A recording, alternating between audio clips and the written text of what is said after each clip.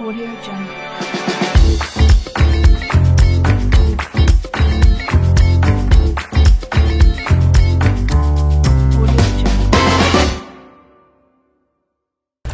Assalamualaikum warahmatullahi wabarakatuh. Selamat pagi kawan. Senang sekali saya Eko Setiawan hari ini hadir di sebuah program podcast yang dipersembahkan oleh Among Tani Foundation. Mungkin Anda sudah tidak asing lagi, khususnya warga Batu ataupun juga Malang Raya, karena Among Tani Foundation ini sering menggelar berbagai kegiatan yang melibatkan masyarakat, mulai dari empowering, mulai dari pendampingan, mulai dari pemberdayaan, bahkan juga event-event yang skala nasional. Dan hari ini untuk yang ada di luar wilayah Malang Raya, mungkin yang belum tahu di mana sih sebenarnya kantornya ATF. ATF ini ada di Jalan Hasanuddin 22, Kota Batu. Jadi Anda kalau misalnya berkunjung di Kota Batu dan kebetulan sempat melihat siaran podcast kita ini, sempatkan datang ke ATF. Kenapa? Karena di sini pusat kegiatan masyarakat, tempat diskusi, macam-macam lah, banyak kegiatan di sini. Termasuk juga ada angkringannya. Jadi kalau misalnya Anda mau datang di Jalan Hasanuddin 22, Kota Wisata Batu. Dan hari ini saya nggak sendirian, karena memang tujuan dari podcast ini memberikan informasi terkait dengan keberadaan ATF atau Among Tani Foundation. Dan hari ini saya bersama dengan Ketua Yayasan, Pak Nurbani Yusuf. Assalamualaikum Pak. Waalaikumsalam warahmatullahi wabarakatuh. Sehat ya Pak ya? Alhamdulillah. Pagi ini langsung dari kantor pindah ke sini? Iya. Lancar tapi ya? Kalau nggak weekend? Saya tiap hari ke ATF. Bisa pagi, bisa malam, bisa sore. Ya sesuai kebutuhan. Ini menurut saya kantor yang sangat representatif bagus, ya Pak ya? Representatif, humanis, natural, dan merawat budaya. Ini penting banget. Ya, mungkin ada banyak yang tahu sebenarnya apa namanya Among Tani, Balai Kota Among Tani, gitu kan? Jadi mungkin sekilas saja Pak. Sebenarnya apa sih Among Tani Foundation itu? Ya, betul. Jadi Among Tani Foundation itu lahir dari sebuah pemikiran, dari kontemplasi, dari pelajaran tentang ilmu kehidupan yang ada di masyarakat. Ini benar-benar kita dedikasikan untuk masyarakat Batu agar tumbuh kemandirian, agar tumbuh inovasi, perubahan, pembaruan dalam rangka ya untuk memberdayakan. Ini kita melihat ada sebuah kekosongan, ada dan ATF hadir. Sudah banyak foundation, banyak yayasan, mereka bergerak di bidang masing-masing, dan yayasan tentu bersifat sosial. Nah, ATF hadir di situ dalam rangka untuk melengkapi, menggenapi apa yang sudah banyak diperbuat masyarakat. Nah, yang belum sempurna kita sempurnakan, yang belum genap kita genapkan, dalam rangka untuk membangun sebuah bangunan masyarakat yang holistik, yang sempurna. Kenapa namanya Among Tani, Pak? Ya, Among Tani Foundation itu sebetulnya kan Among Tani itu kan sebetulnya sebuah filosofi Jawa tentang bagaimana kita ini bermitra dengan para petani. Ini ada gerakan filantropi. Kenapa? Karena orang Batu itu hampir 80% hidupnya berbasis petani. Mulai dari petani sayur, petani buah, kemudian bunga, juga sapi, ternak, ada susu, ada kambing, ada kelinci, ada stroberi ya bagus ya di Batu ini, apel, buah-buahan yang sangat khas, juga punya iklim yang sangat khas Batu, yang barangkali tidak ada di kota-kota lain. Nah, karena itulah kemudian Among Tani ini adalah sebuah gerakan filantropi untuk bersama-sama masyarakat dalam kalau dalam bahasa agama itu kan khairunas amfa'uhum linnas. Jadi kan sebaik-baik kalian itu adalah yang paling banyak manfaatnya bagi orang lain. Nah, ini juga salah satu filosofi Among Tani, bahwa kita akan memberikan banyak manfaat, memberikan banyak maslahat kepada masyarakat Kota Batu dalam semua aspek, dalam semua tatanan sosial, dalam semua derap pembangunan yang ada di Kota Batu khususnya. Apa hubungannya dengan Balai Kota Among Tani? Karena namanya sama, Pak Nurbani. Ya, sebetulnya tidak ada hubungannya. Artinya kebetulan nama sama, tapi kita juga bisa saja kita tetap punya emosional yang sama, punya dasar filosofi yang sama. Maka Among Tani ini sebetulnya adalah kaitannya bukan kaitan birokrasi, bukan kaitan administrasi, tapi lebih berkait kepada persoalan filosofi, substansi. Jadi Among Tani itu didedikasikan untuk masyarakat petani Kota Batu, dan kita punya kesamaan itu. Didedikasikan untuk masyarakat petani Kota Batu. Betul, ya. Artinya ini sebagai mitra. Iya, gitu aja ya. Iya, sebagai mitra, Among sebagai teman, sebagai mediasi, memfasilitasi, menginisiasi, ini yang. Jadi mitra terus, juga oleh pemerintah, betul, gitu ya, tentunya ya, gitu ya. Jadi bukan bagian dari pemerintah, tetapi mempunyai visi pemberdayaan yang sama seperti pemerintah, betul, gitu ya. Jadi kalau misalnya di sini, kenapa bentuknya itu yayasan? Tujuan hadirnya Among Tani sendiri ini di tengah Among Tani Foundation tentunya ya, di tengah masyarakat ini untuk apa, Pak? Tujuannya? Ya, pertama untuk. Apakah memang sudah sangat mendesak, dibutuhkan, atau gimana? Sebetulnya kalau dibilang mendesak tidak, tapi ini adalah sebuah kebutuhan. Artinya pembangunan selalu punya implikasi, baik implikasi baik atau implikasi buruk. Nah, Among Tani di sini berperan sebagai mitra, mengawal, memberikan masukan, memberikan pikiran-pikiran terbaik, solusi, dan kita terus melakukan itu bersama-sama. Kita bukan oposan, kita bukan lawan, bukan kompetitor gitu, tapi kita adalah keluarga, menjadi bagian. Karena itulah memang dibentuk foundation atau yayasan itu adalah dalam rangka untuk memberikan pencerahan, dedikasi kepada masyarakat agar terwujud desa yang berdaya, masyarakat yang mandiri, masyarakat yang inovatif, masyarakat yang tidak gampang patah, masyarakat yang terus berkreasi dan mau bekerja keras, dan tentunya berbasis kepada potensi yang ada di Kota Batu. Potensi pertanian, potensi iklim, potensi hutan, sungai, air, dan seterusnya. Ini yang harus kita rawat, karena ini adalah potensi yang tidak bisa dibantah dan kita harus menjaga. Makanya kan kemudian gerakan-gerakan dari Among Tani Foundation, salah satunya itu kan adalah satu nama satu pohon misalnya.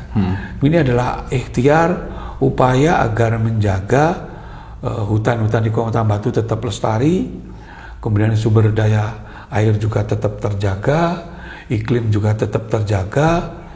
Ini batu itu hasilnya kan dingin. Betul. Kalau nggak dingin, wah bukan batu lagi lah. Iya. Jadi boleh dikatakan, Mbak, Among Tani Foundation ini sebagai perekat masyarakat Kota Batu? Iya, boleh juga. Artinya Among Tani Foundation ini bersifat sangat fleksibel, kenyal, dan sesuai kebutuhan.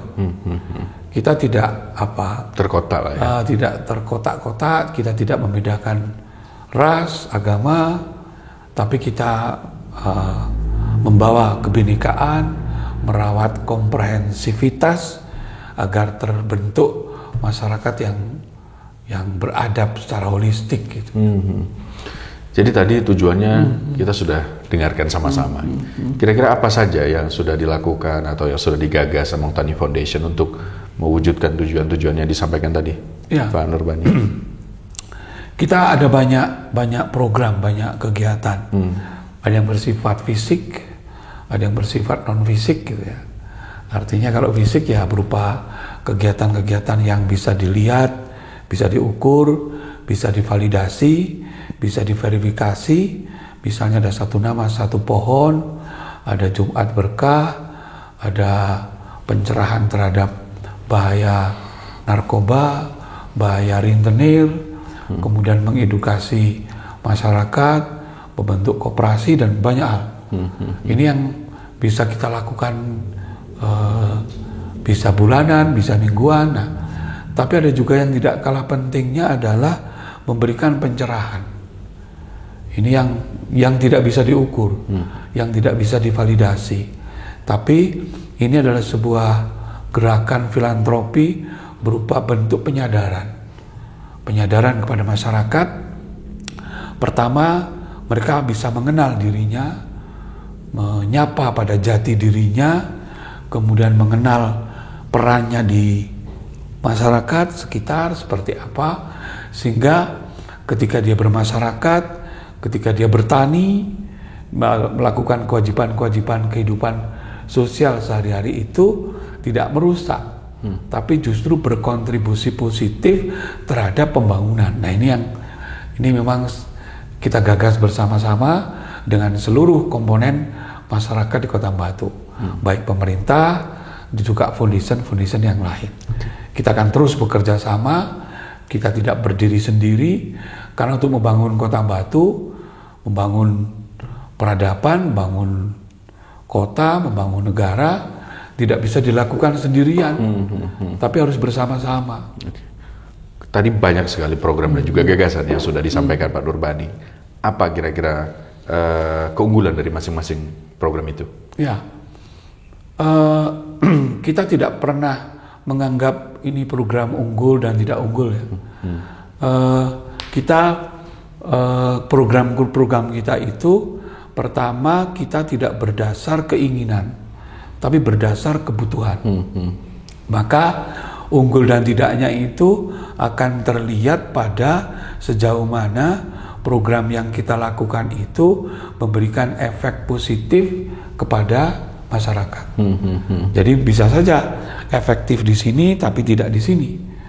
Efektif di desa A tapi belum tentu efektif di desa B. Dibutuhkan di desa A tapi belum tentu dibutuhkan yang di desa lainnya. Nah, makanya kebutuhan-kebutuhan ini harus kita identifikasi ya. Nah, makanya yang kita lakukan bukan mencari keunggulannya itu, tapi membentuk semacam skala prioritas sesuai dengan kebutuhan. Sesuai kebutuhan. Jadi memang di desa ini yang kita prioritaskan nanam pohon. Di desa ini yang kita prioritaskan adalah misalnya bantuan untuk beasiswa misalnya. Ini bergantung kebutuhan. Dari mana ide dan gagasan untuk program itu, Pak, munculnya? Masyarakat sendiri yang menginfluence atau ada assessment di wilayah Batu sehingga muncul sebuah gagasan untuk membuat program? Ya, gagasan kita bisa bersumber dari manapun. Kadang kita bisa lewat survei, bisa lewat assessment, tapi juga kita tetap berdialog dengan masyarakat. Artinya partisipasi masyarakat itu yang utama. Jadi Among Tani Foundation ini lebih berperan sebagai memediasi, memfasilitasi, termasuk mengkristalisasi kebutuhan dan ide-ide dasar yang ada di masyarakat, kemudian kita rumuskan, kemudian kita sampaikan kepada stakeholder. Itu yang selama ini kita lakukan. Kalau kita melihat peran, tadi yang sudah diceritakan banyak, Pak. Ini kan gede sekali ini tujuan dari Among Tani Foundation. Saya penasaran sebenarnya siapa inisiatornya. Yang kedua, siapa yang akan dilibatkan di situ? Yang jelas itu butuh profesional, butuh tokoh, masyarakat, dan seluruh stakeholder untuk diajak bicara, mewujudkan dari mimpi sebuah yayasan yang bernama Among Tani Foundation ini. Bagaimanapun ini tidak lepas dari gagasan Pak Edi Rumpoko ya. Artinya beliau memberikan banyak masukan, memberikan banyak ide, gagasan yang menurut saya sangat brilian. Dan itu yang harus kita kemas dengan baik, kita terjemahkan, kita kondisikan dengan realitas yang ada di masyarakat. Ini pentingnya di nah kita juga ada banyak teman diskusi ya. Kita ada beberapa teman diskusi dari media, dari kalangan pengusaha, dari kalangan pendidik, dari tokoh adat, tokoh masyarakat, agamawan, ulama, semuanya kita rangkul bersama. Melibatkan semua. Dan kita tidak membeda-bedakan, kita semua anggap sama, termasuk anak-anak muda milenial. Ini hampir semua yang ada di ATF ini adalah anak-anak muda. Anak-anak muda, anak Batu yang kita wadai kreativitasnya, kita wadai gagasannya, kita salurkan potensinya agar mereka bisa berperan lebih besar pada pembangunan Kota Batu ke depan. Sudah berapa lama ATF ini ada Pak di Batu? Hampir 3-4 tahun yang lalu ya. Jadi yang jelas kiprahnya sudah 4 tahun. Nah, kemudian baru dilegalisasi kira-kira 8 tahun yang lalu. Oke, bentuknya yayasan? Iya, yayasan. Oke. Lalu dengan eksistensi kurang lebih 4 tahun itu, apa yang dampak yang paling kelihatan yang sudah dirasakan masyarakat dari keberadaan ATF? Ya, artinya saya tidak melihat ini dari faktor eksternal ya, karena saya orang internal. Dari dalam saya melihat orang sudah mulai melirik ATF. Banyak tamu, banyak kunjungan, kemudian peran-peran kita mulai dilihat, dirasakan di masyarakat. Itu yang barangkali bisa jadi ukuran bahwa ATF kualitatif ya. ATF sudah mulai dibutuhkan, kehadirannya sudah mulai dirasakan. Paling tidak ketika masyarakat ditanya ATF itu apa, mereka sudah tahu, bisa jawab. Ini kan penting sekali untuk mengukur sebuah eksistensi, sebuah keberadaan itu. Bagaimana masyarakat caranya terlibat, ikut juga cawe-cawe lah istilahnya di ATF?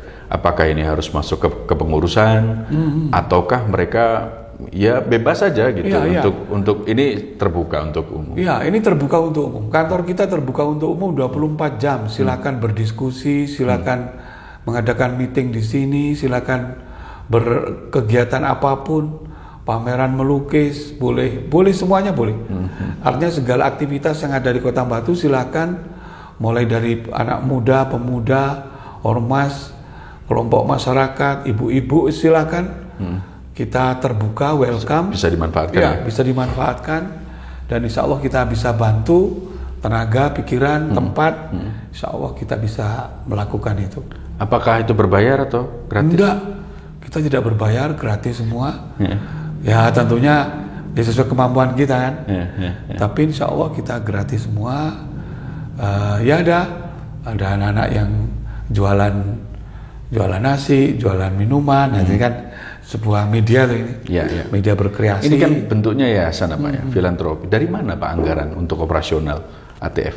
Ya, kita terima dari berbagai donatur yang sifatnya tidak mengikat, sumbangan pribadi, sumbangan ya siapapun para dermawan. Boleh ya Pak ya? Boleh, sangat boleh.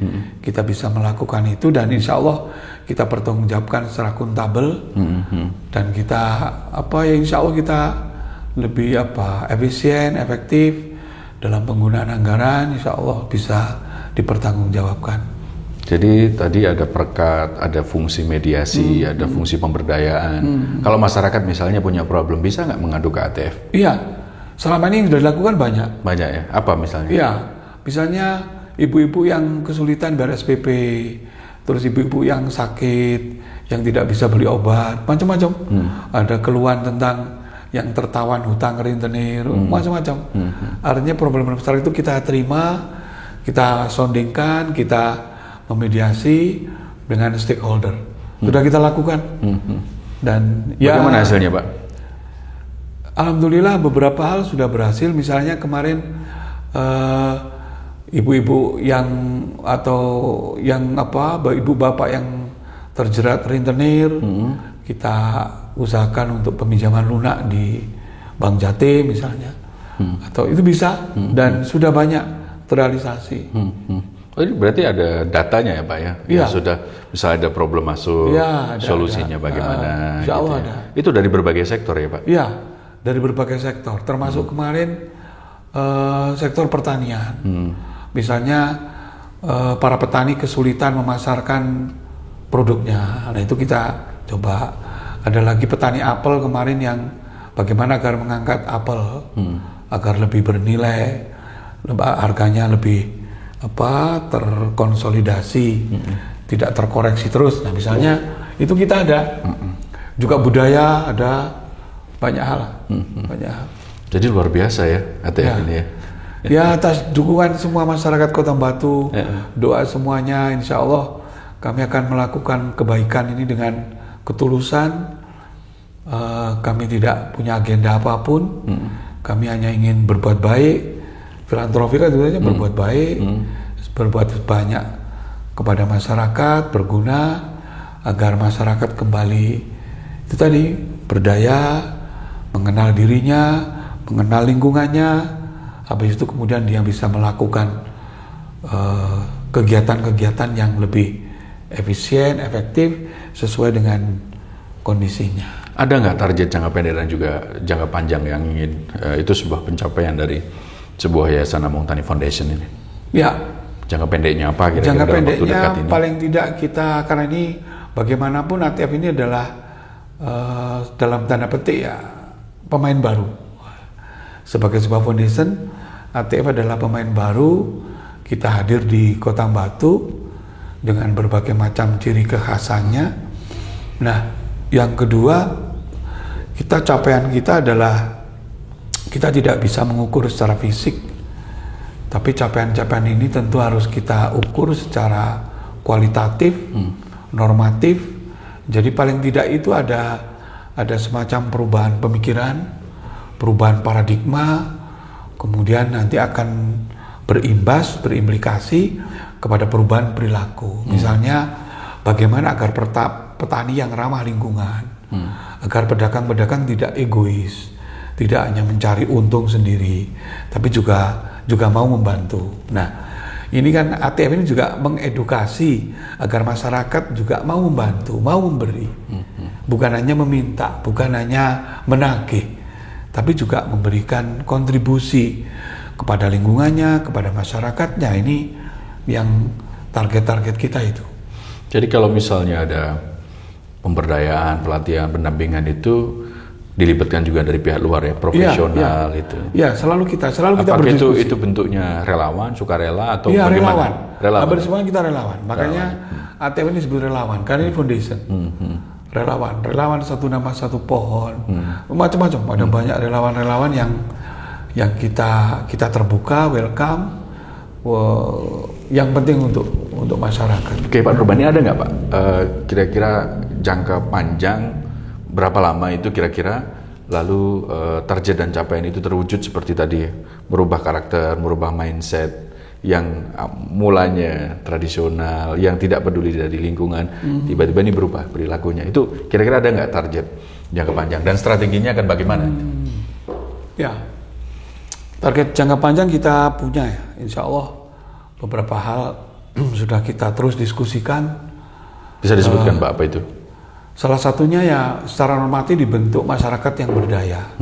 Ini target jangka panjang. Artinya masyarakat mandiri. Mandiri itu kan normatif sekali kan.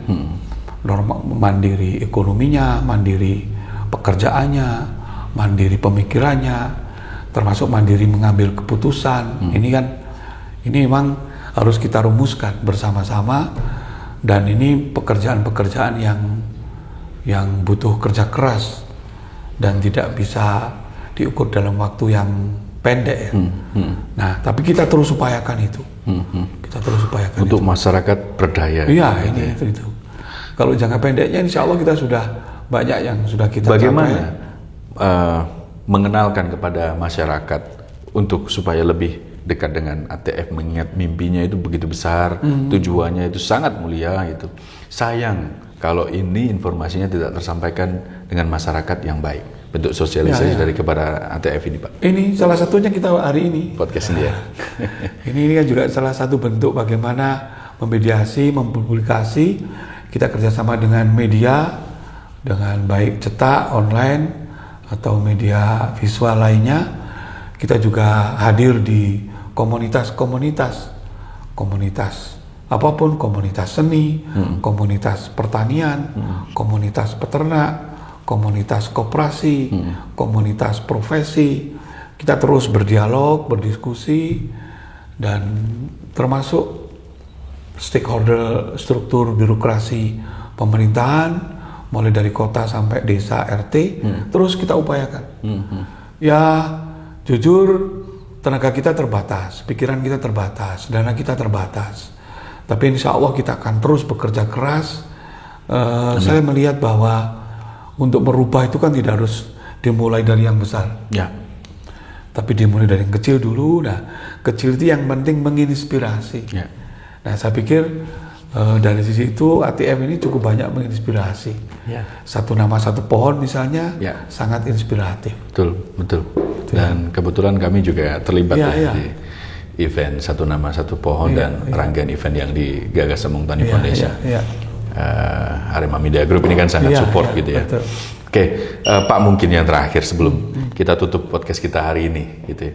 Apa yang kira-kira mau dipesankan kepada masyarakat secara umum, masyarakat Batu secara khusus, tentang sebuah yayasan yang punya tujuan yang sangat mulia untuk tadi membuat masyarakat berdaya. Iya, betul. Ini penting sekali saya sampaikan baik kepada seluruh warga Kota Batu, khususnya masyarakat Kota Batu khususnya. Ini kami ATF hadir dalam rangka bermitra, berkawan, bersosialisasi, bermediasi.